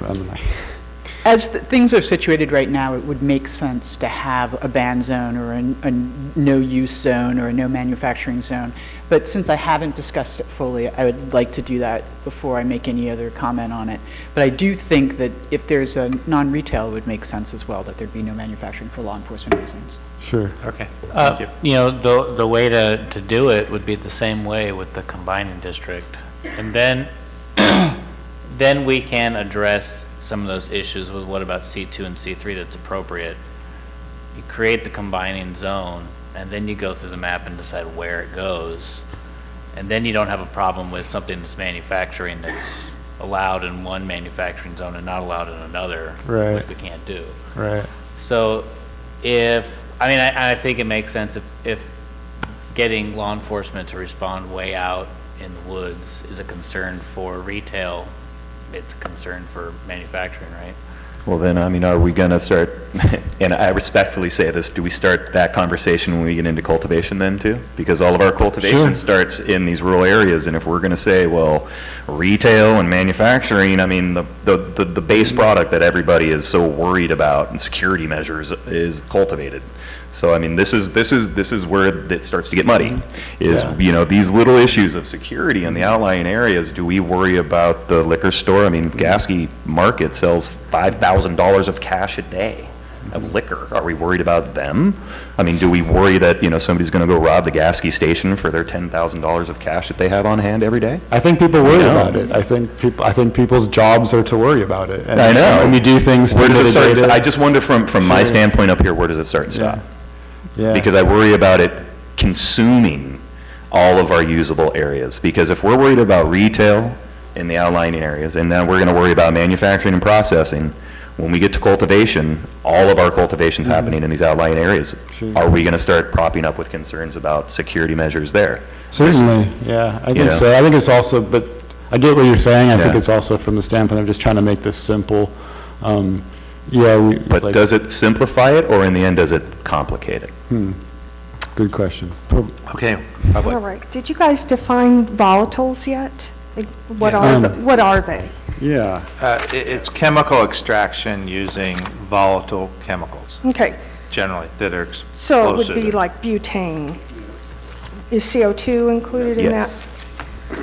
What about alcohol? yeah, I was just going to bring that up. I have Yeah. that here, and I wanted to talk about Because that. herbal tinctures, and I'm not talking about just straight cannabis extractions, but cannabis extractions with other medicinal herbs as a tincture extracted in alcohol. Alcohol is you would be unable to make a medicinal substance.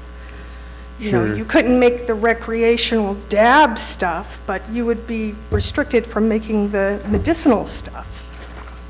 So I would like to. Do you guys know? is Yeah, I have alcohol- it here, right here. Yeah. So, it's hydrocarbon-based solvents generally is what is defined as, so I think, I'm not sure if this is a change, maybe you can help me out, Eric.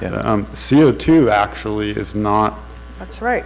it's not under a volatile extraction license under the state, is it? No, it is. It is? It is, and I think it's because of the pressurized system. yeah. And then there's a section here on ethanol extraction separately, and the requirements about that ethanol needs to be food grade, but I didn't see here. And then the fire department requirements and OSHA requirements for ethanol extractions, but I don't see if they included ethanol extractions in the volatile license category or not.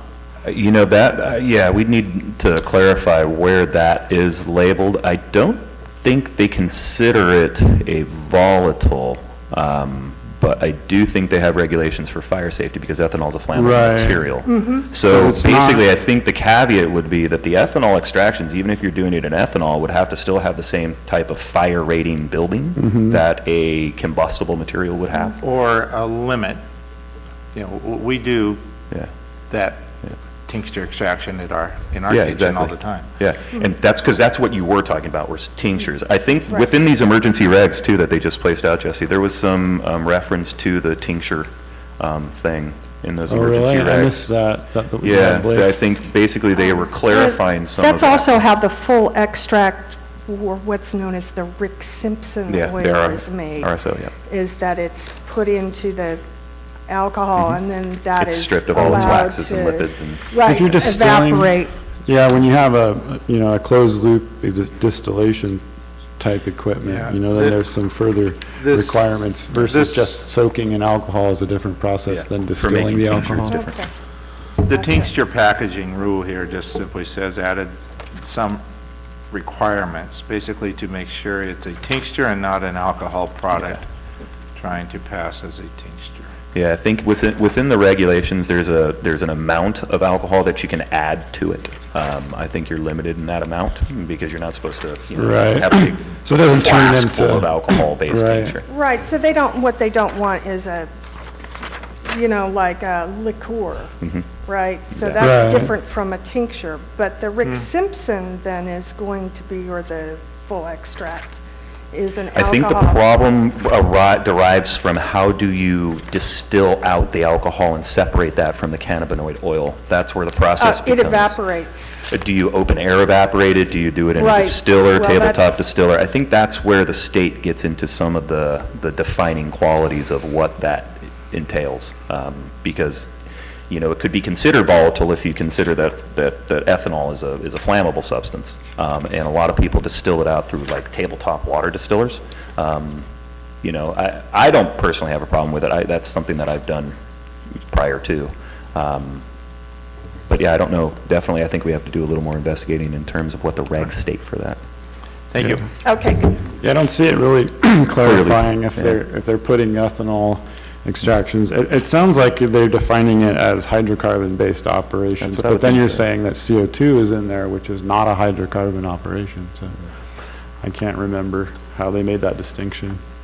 I'll have to look that up. So that'll be important for the county code if we're going to define alcohol operations and at what point that becomes a volatile operation. I mean, if you're just soaking plant matter, in a jar of alcohol, and that's it, that's different than distilling that alcohol in a closed loop system. It could be different. I don't know. Definitely something to learn more about for manufacturing. Yeah, I think we probably could learn a lot more about all the different types of manufacturing. I mean, there's so many, steam distillation. Sure. There's lots of different things, so. Hi, I'm Jeff Harris. I'm the superintendent of schools.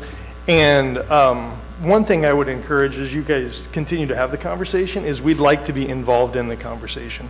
Right now, as the county superintendent, I represent just over 4,000 students from the ages of 4 through 19. And then that doesn't include our preschool students, and that doesn't include our over 18 special needs students. And as you've talked about this, we have talked about setbacks for manufacturing, we've talked about setbacks for, you'll get to cultivation. There are a lot of different things that go into this, and my job, and I heard you say a minute ago, some people's job is to worry about this stuff. This is my job, to worry about this for our students' sake. And as we go ahead, we know that this is an economic development opportunity for our county. We know that these are laws that are evolving, and we're not here to impose any sort of belief or ideal system on that. But I do want to be involved in the conversations as we do move ahead. In Shasta County, when I was a superintendent principal over there, we had an issue where our students were outside taking their baseball pictures, and behind them you could see the tops of the plants growing, and based on our policies, we had to trash the entire set of baseball pictures. We don't want that to happen here. Like I said, I know this is an economic opportunity for our county. This is something that is going to happen. It's something that's going to move forward, and we want to be a part of those conversations in a way that's beneficial for the community, but also protects our students. I don't know if you know, we have some of the highest rates of drug use, of obesity, of alcohol use, of homeless, foster, child abuse, neglect, trauma in the state of California per capita. And we want to make sure that we're having this conversation with that in mind. So again, we're free and available. We will make time to come and talk with anybody who's interested. Okay. All right, thank you, Thank you. Jeff. Jeff, before you leave, is there anything that you've heard that we've done or not done that you would like to weigh in on? Or, we've been fairly cautious of a lot of things you Sure. just mentioned. Sure. And trying to, Oh, yeah. include that, but is there anything specific? You know, I just, honestly, I need some time to digest Yeah, and think about it. I know, again, my experience in Shasta County was, we call them sensitive zones, and it included at that point, schools, bus stops, preschools, family resource centers type issues, tutoring centers, churches, any place where kids could gather. There was a 1,000-foot setback, no grow, no advertising, no anything within 1,000 feet. And again, when that included bus stops at that particular point, if you think about the fact that we run, I don't even know how many bus stops we run a day. We run probably 20 different routes throughout the county. And almost every place on the map, I could almost go through and show you where we have those stops. Again, I'm just getting involved in this because I know that you've been talking about it for a while, but the idea of schools came up at the last meeting or two. And so I'd kind of like to go back and review those tapes to kind of see what's happened, where you are in that process.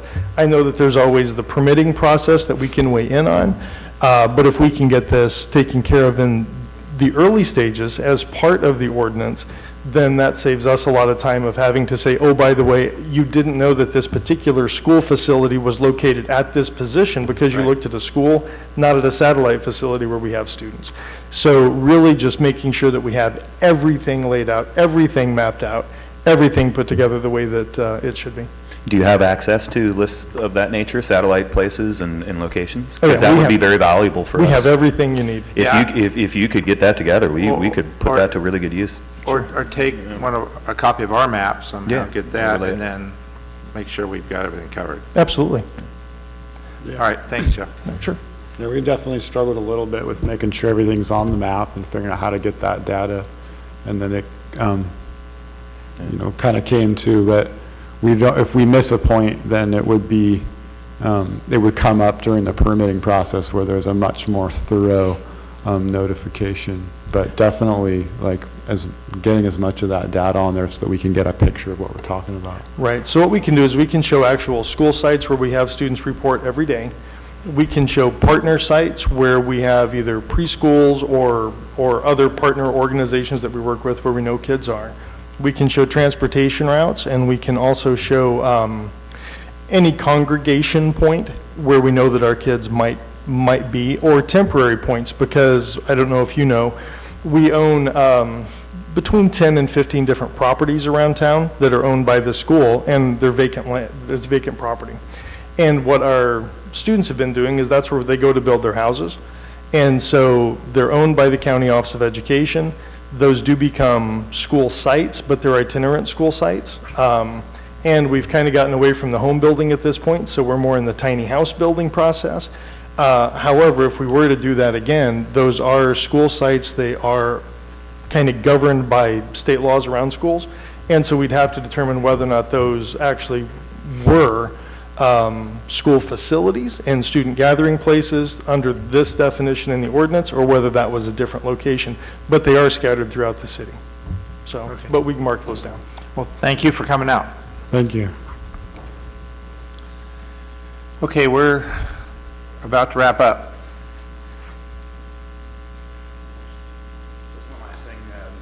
Blake, thank you for taking the time to become the new chairman. Jesse, I think you've done a great job and everything, but as evidenced by this meeting, I think things are progressing well, and I just came up here to say thank you. Well, thank you. Appreciate that.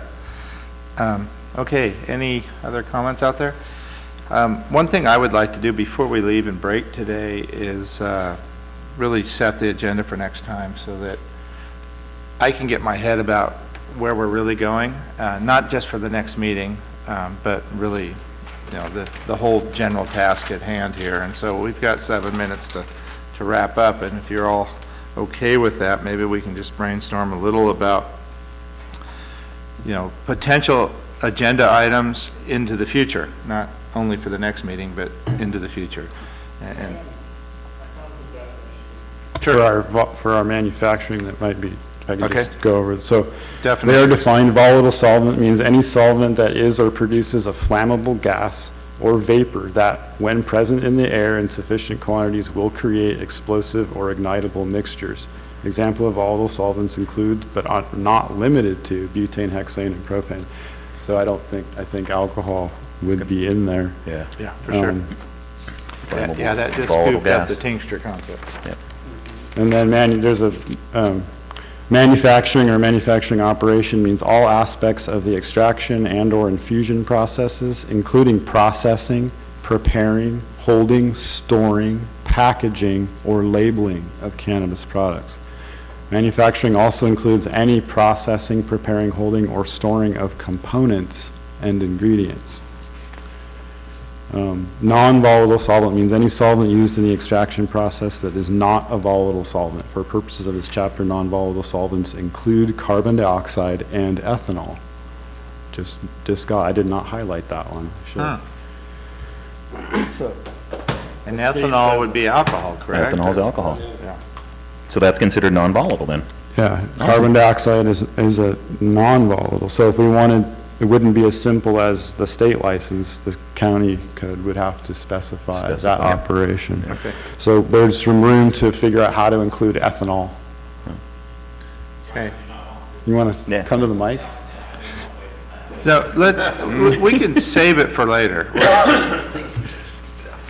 I'm just curious why you don't want CO2. I think that there's a barrier to entry with the cost of the equipment in doing that. Yeah, I don't think it was us actually saying we didn't want it. It was just a I mean, if somebody clarification of wants what to drop volatile $1 and million non-volatile would on be. a CO2 extraction machine and bring it to town, let them.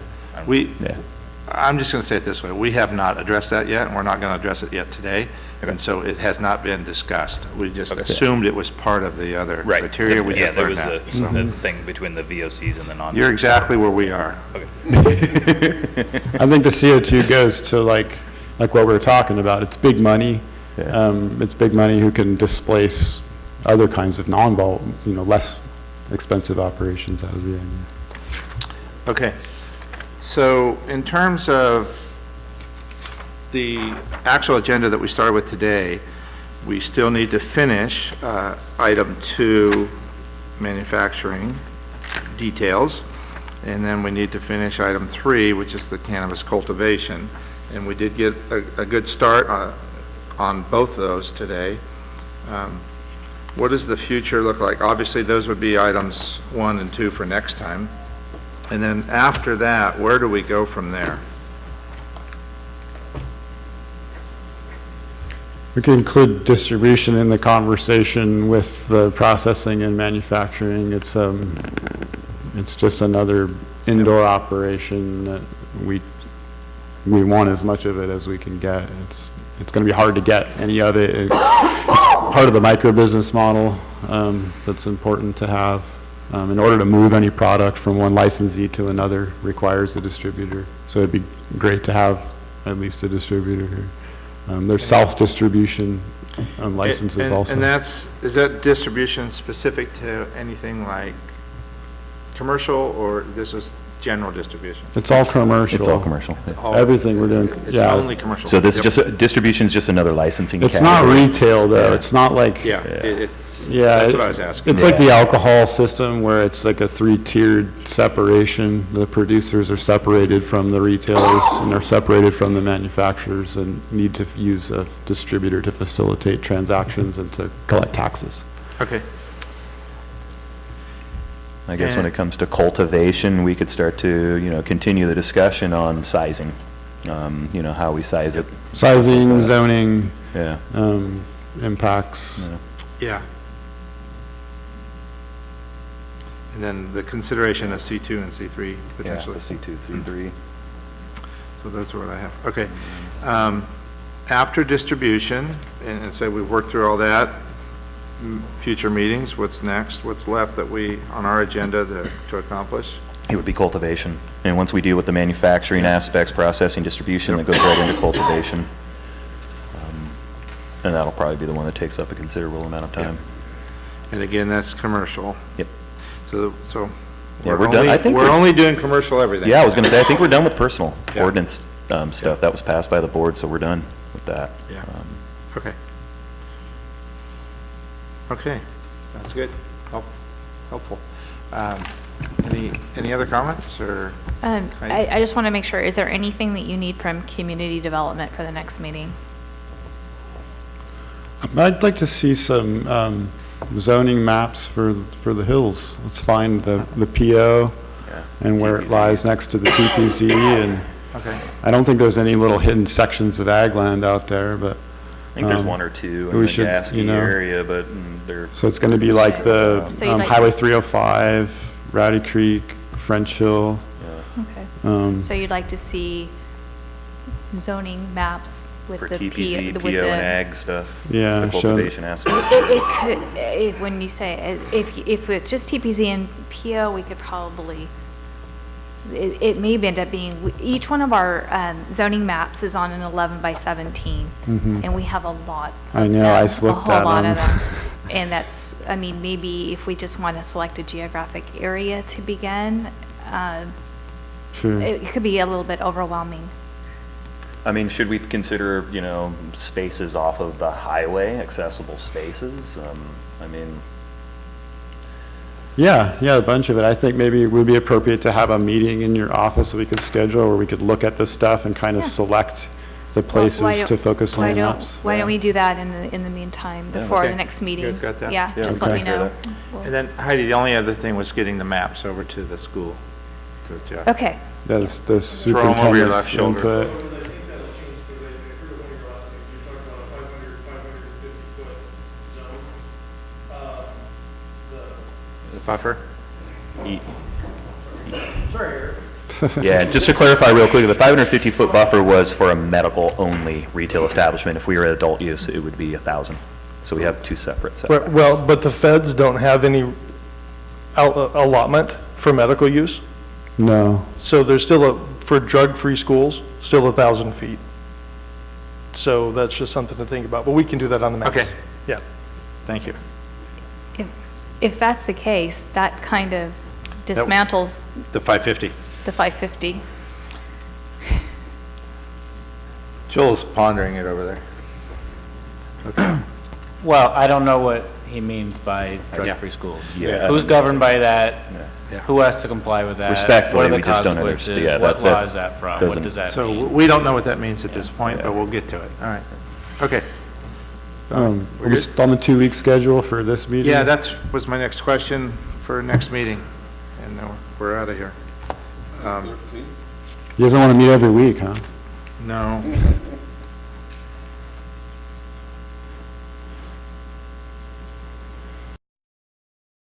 Works for me.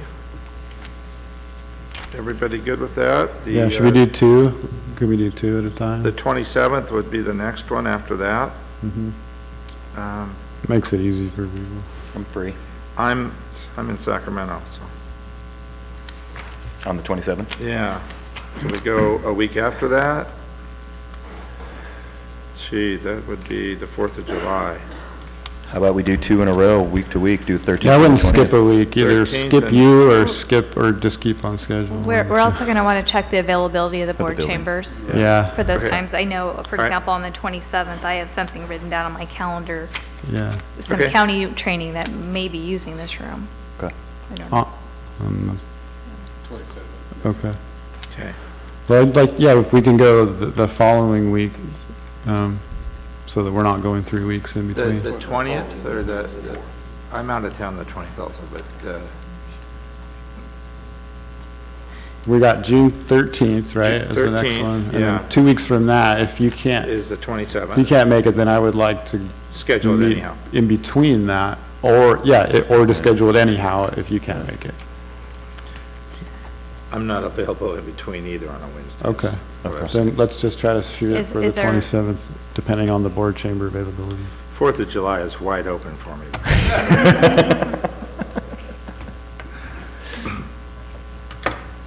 Okay, we're gonna, yeah, really. All right, so for that second meeting, then we'll wait till we see the board schedule, talk to Kaiser. All right, yet to be determined on the second. Okay. Okay?